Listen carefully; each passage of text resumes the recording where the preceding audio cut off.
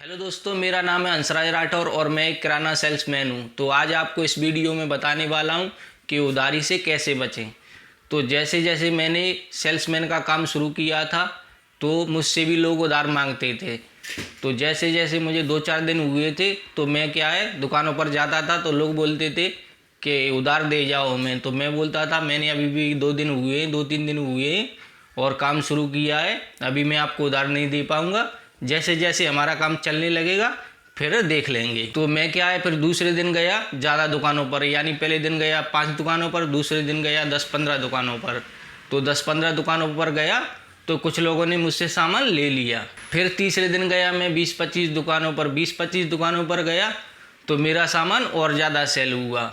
तो यानी 4-5 दिन में मैंने 1 रुपए की भी उधारी नहीं दी। फिर मैं तीसरे दिन गया 30-35 दुकानों पर तो वहाँ भी मैंने उधार नहीं दी। यानी मुझसे मांगा बहुत लोगों ने।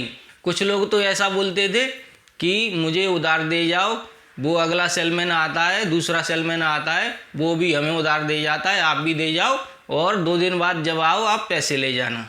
तो मैं उनसे बोलता था कि भैया हमने अभी नया नया काम शुरू किया है, मैं आपको उधार नहीं दे पाऊँगा। फिर जैसे जैसे अपन आगे बढ़ते जाएंगे तो आपको क्या करना है, जैसे आप एक दिन में 50 दुकानों पर गए, 50 दुकानों पर आपको 50 दुकानों में से सिलेक्ट करना है कि कौन कौन सा दुकानदार अच्छा है।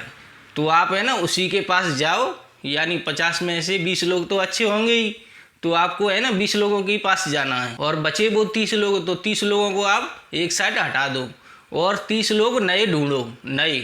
तो उनमें से निकलेंगे 20 लोग, तो हो जाएंगे आपके 40 लोग। तो उन्हीं 40 लोगों को आपको सामान देना है।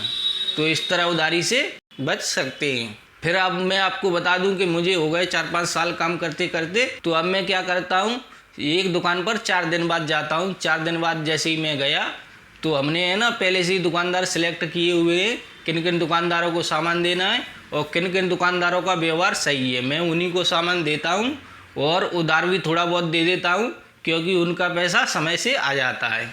और कुछ लोग ऐसे हैं जिनको उधार दे रखी है, वो उधारी का पैसा लौटा नहीं रहे और फंसा हुआ है पैसा। तो मैं वहाँ से क्या करता हूँ, पैसे निकालने की सोचता हूँ कि पैसे दे दो, अब मुझे ये ज़रूरत है, अब मुझे वो ज़रूरत है। और जैसे जैसे आप सेल्समैनी का काम कर रहे हो या दुकान कर रहे हो तो उधारी का पैसा आपने दे दिया तो उसे रिकवर करने की सोचें।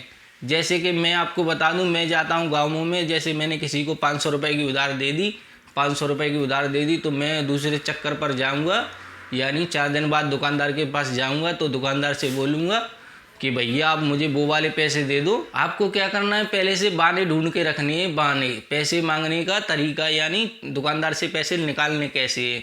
तो मैं क्या करता हूँ, पहले से ही बहाने ढूंढ के रखता हूँ कि मुझे ये ज़रूरत है, मुझे बाइक की सर्विस करानी है या ये कराना है या वो कराना है, तो मुझे पैसे की ज़रूरत है बहुत।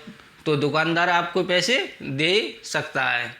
और अगर आप बोलोगे कि आपको पैसे दे दो तो वो नहीं देगा, आपको कुछ ना कुछ बहाने ढूंढने पड़ेंगे।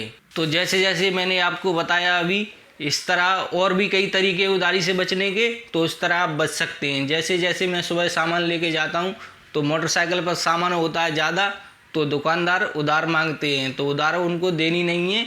नगद वाले उनको भरपूर सामान देना है और जो उधार वाले उनसे बोलो कि भैया मैं अभी कल 10,000 रुपये से आपने पहले वाले पैसे नहीं दिए थे तो 10,000 किसी से लेके कल मैं तब सामान लेके आया हूँ, तो आप ऐसा करो मुझे पहले वाले पैसे दे दो। तो आपको वो पहले वाले पैसे दे सकता है और हो सकता है वो आपसे सामान भी नगद ले ले, तो आपके पैसे भी आ गए और उसने सामान भी ले लिया, आपके दोनों काम हो गए आपकी होशियारी से।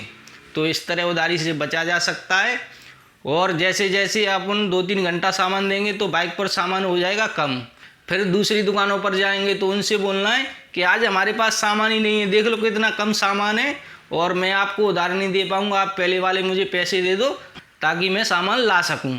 और देखो मेरे पास ये नहीं है, कुछ कुछ आइटम शॉर्ट नहीं हो जाते, जैसे बिक गए तो अब बोलो, उससे बोलो दुकानदार से बोलो कि आज हमारे पास ये ख़त्म है, वो ख़त्म है, ये शॉर्ट हो गया, वो शॉर्ट हो गया। तो आप उसे ऐसा बोल सकते हैं तो उसको समझ में आ जाएगा, बाकी इसके पास पैसे नहीं है तो क्यों ना मैं उसे पहले के पैसे दे दूं और सामान भी नगद ले लूँगी। तो इस तरह उधारी से आप बच सकते हैं। और भी कई तरीके हैं दोस्तों, तो वो मैं आपको बताऊंगा नेक्स्ट वीडियो में। तो आपको ये जानकारी कैसी लगी? अगर वीडियो अच्छा लगा हो तो वीडियो को कर दें लाइक और चैनल को कर लें सब्सक्राइब। धन्यवाद।